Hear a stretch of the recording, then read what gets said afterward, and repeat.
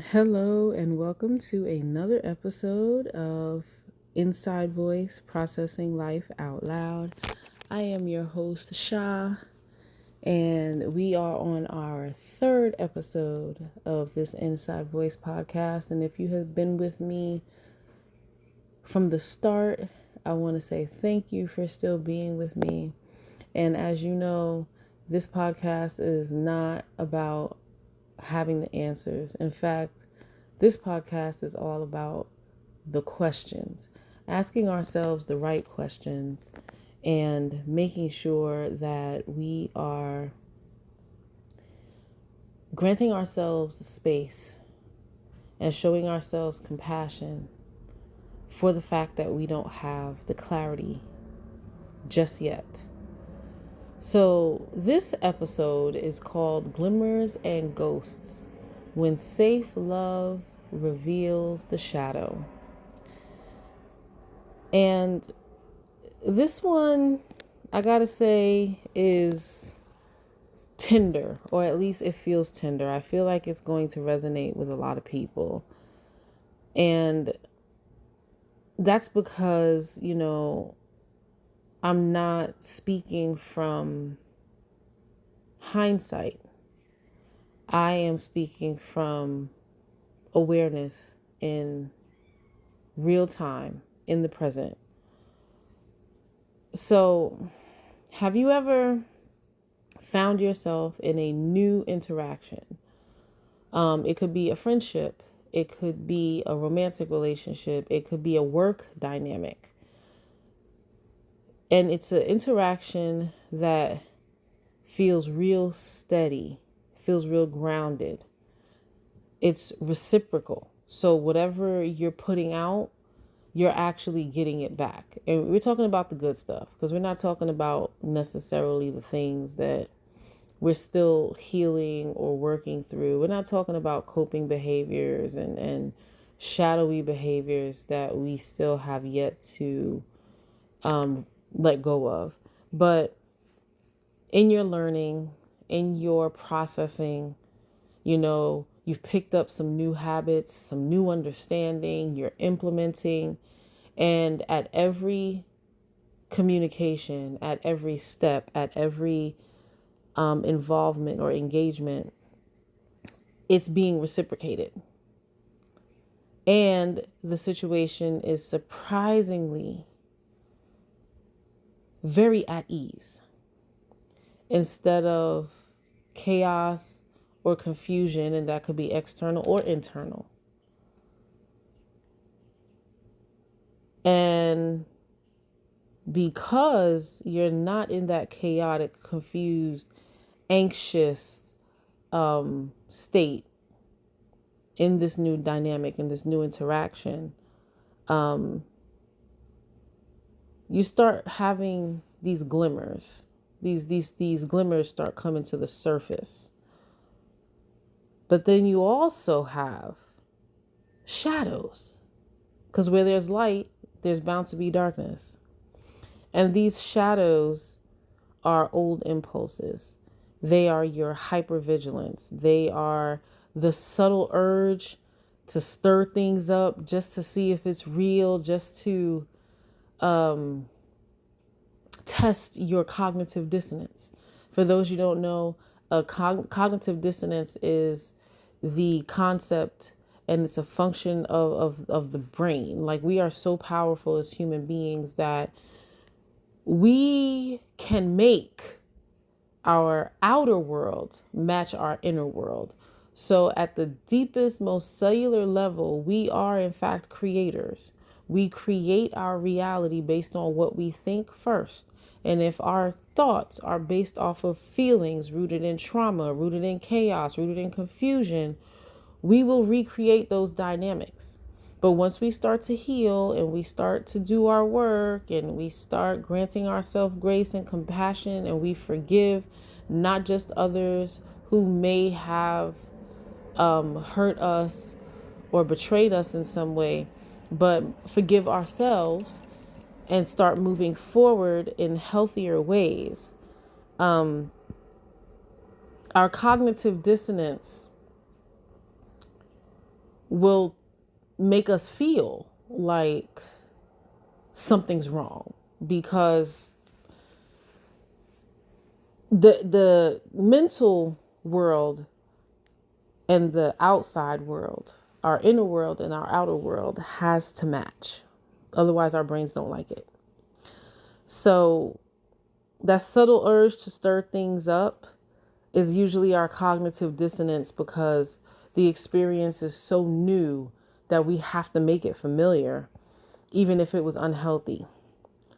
Or our survival and coping instinct to scan and look for things that might go wrong, looking for any clues, any indicators that something could go wrong, so maybe we can get ahead of it, maybe we can get out of it. Because along with these shadows that are popping up, we're also going to get into a mode of fight, flight, or freeze, right? We're either going to run from it, we're going to make some stuff up that we need to fight, we're going to fight against it, or we're going to freeze up and maybe do nothing at all, when maybe what we should be doing is communicate or sitting with it and acknowledging it. It varies from person to person and situation to situation. So in contemplating all of this, again, in real time, what I came to realize was that sometimes the shadow doesn't surface because something is wrong. It surfaces because something finally feels safe enough to heal. Here we are going through life, hiding our wounds, dancing around the topics, dancing around the pain, spinning the same narrative, so no one really asks us questions, and we don't have to get so deep, and we don't have to feel it or address it. And then something or someone or both come along, and our nervous system immediately recognizes that, oh, wait, we're safe.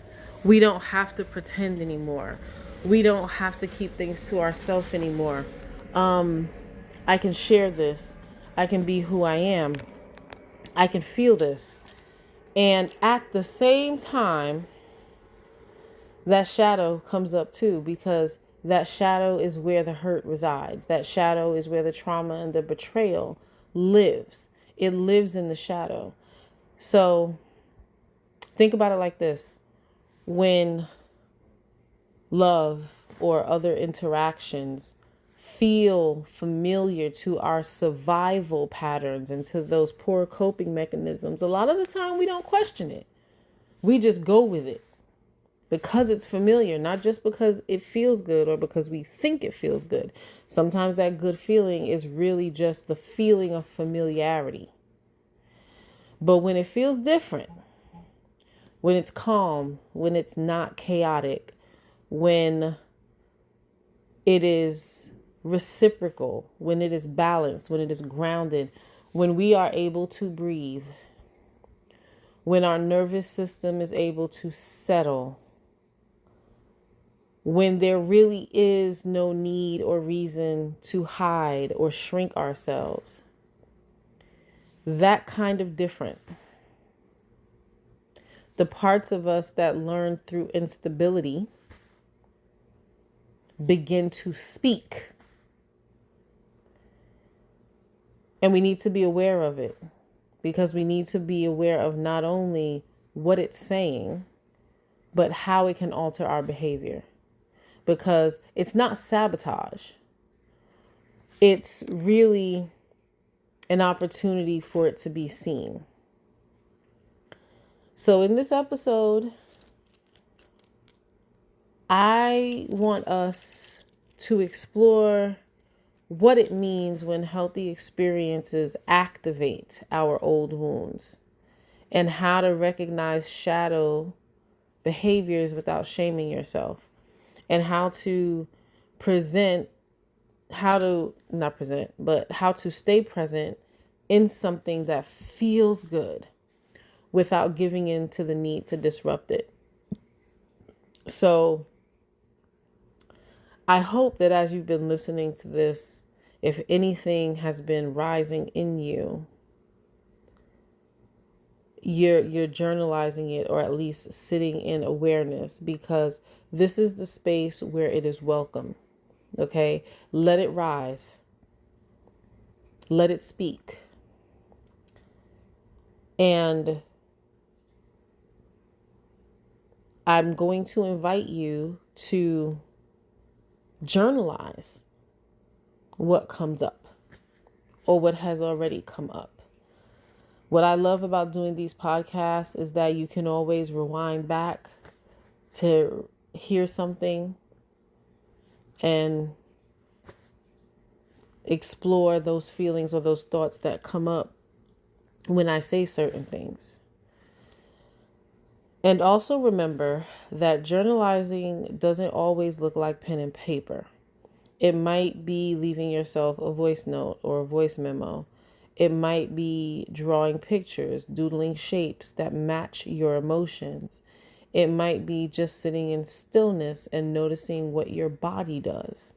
I discussed on another podcast that when I feel my certain things in my solar plexus, in my stomach area, I know that it's something that I need to address, or at a bare minimum acknowledge before I do anything. Because the solar plexus is our identity center.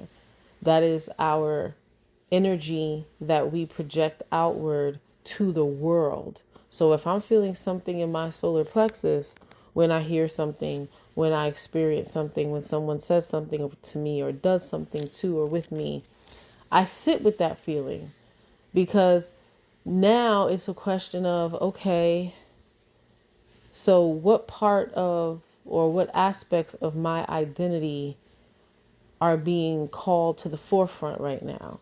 Did I not set a boundary? Was I not clear with the boundary? Did I not stand on a boundary? There are a lot of different things that can and will come up when we are in healthier, safer dynamics. And so whatever surfaces, I want you to give it that space.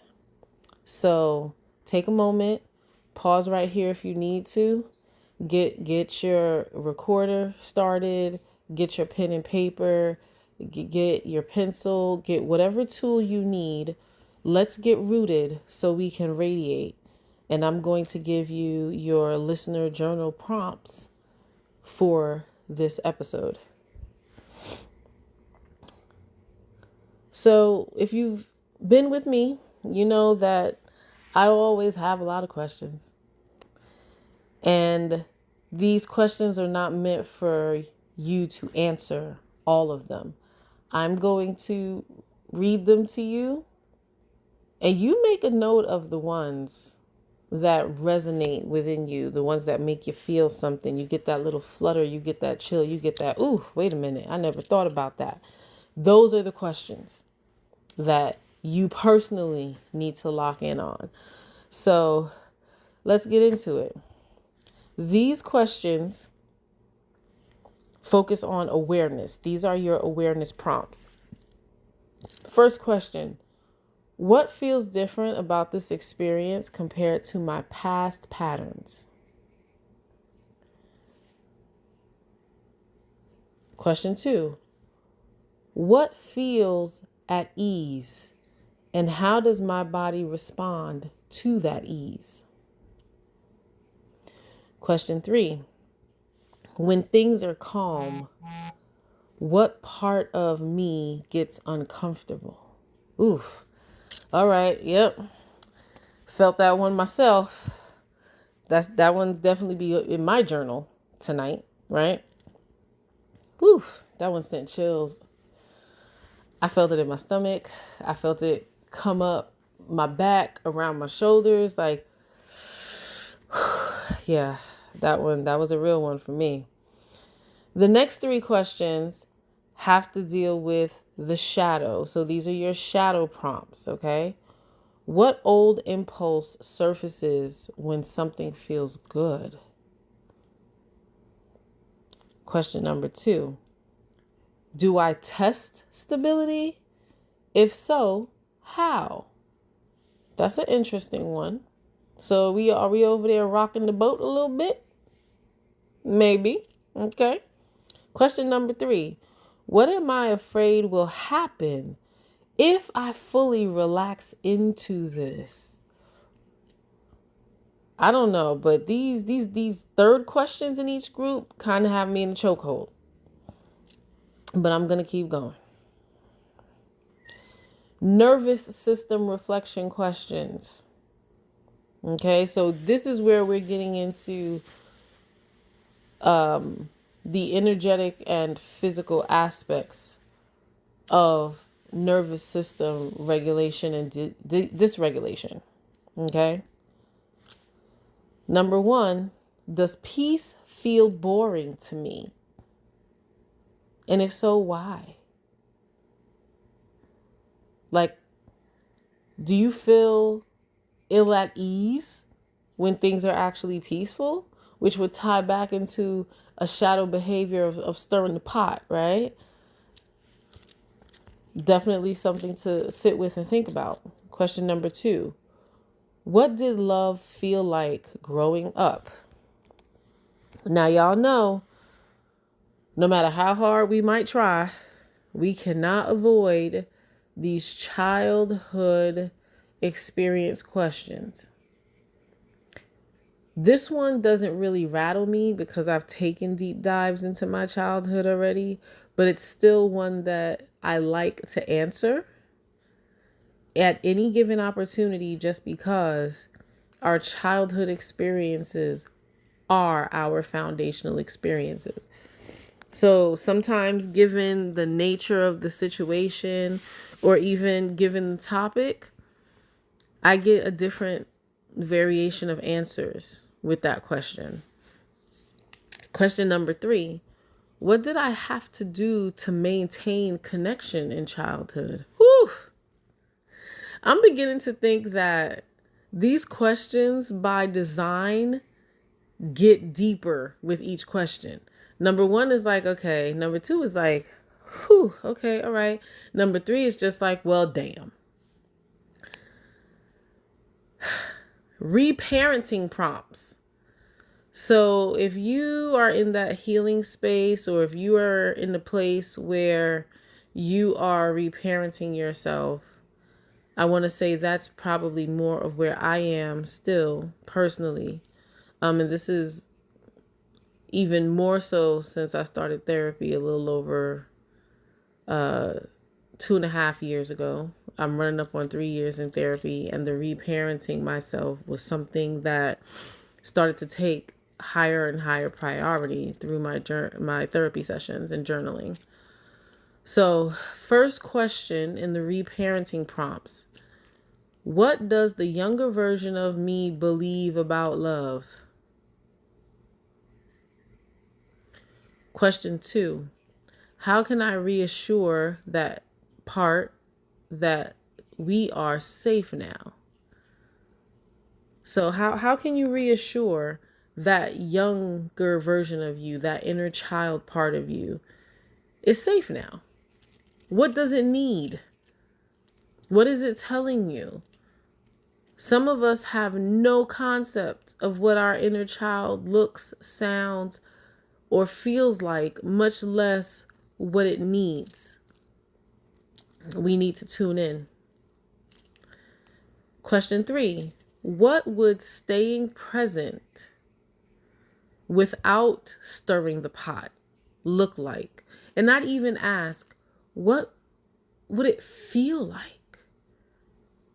What do you want it to look and feel like? Because remember, we are creators. And so if we hold a vision in our minds consistently enough, we have to make it match. As human beings, we have to make it match, and everything has to align. Our language will have to align.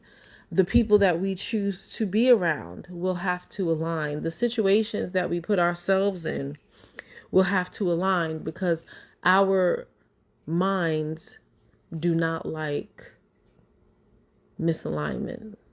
And that's what cognitive dissonance is. We have to make it match. We can't even help it, no matter how hard we try. Last one, or should I say last set of prompts, your integration prompts. What if this isn't sabotage, but is actually healing? Could you imagine that?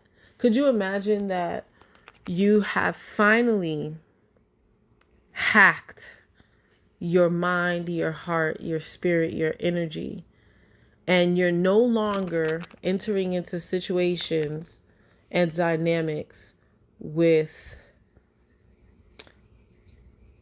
misplaced expectations or with giving into limerence? If you don't know what that is, I'm not even going to tell you.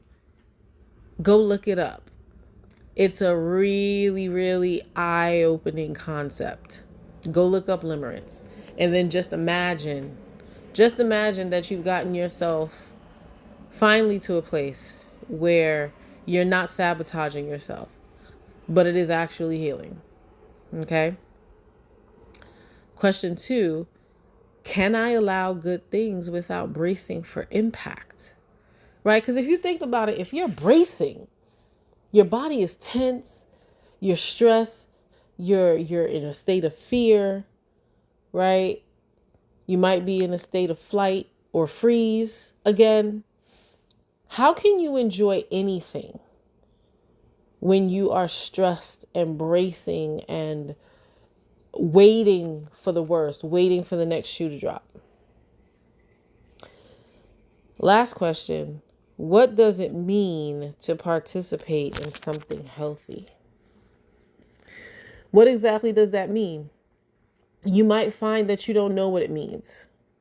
You might find that all you can muster is what you know it doesn't mean, which is all of the unhealthy relationships and dynamics that you've survived and are now healing from. So what does it mean? What does it mean to participate in a healthy relationship dynamic?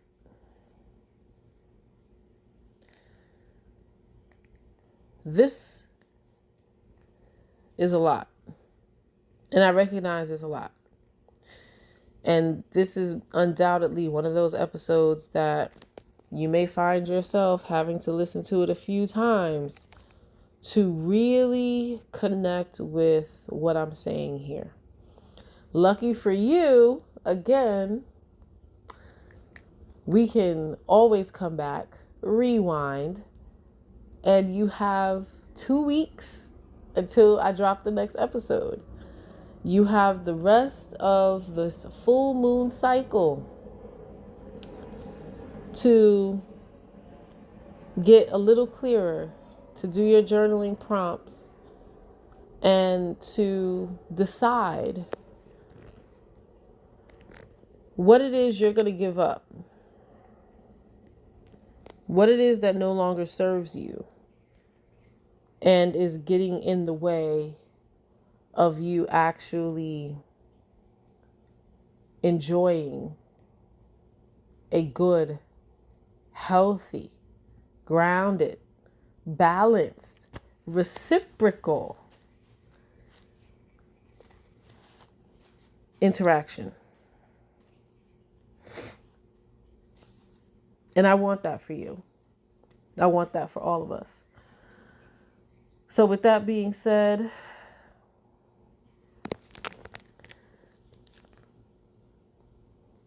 make the best possible use you can of this full moon in Virgo cycle. Did I mention that this is the best time to dig in? Because Virgo is a very grounded, earthy, and loving sign that if we're gonna do work and be gentle with ourselves about it, that is the cosmic energy that you want to be in. So there you have it. Glimmers and ghosts. When safe love reveals shadows. But you know what? We're going to get through this together like we always do. Enjoy the rest of your night.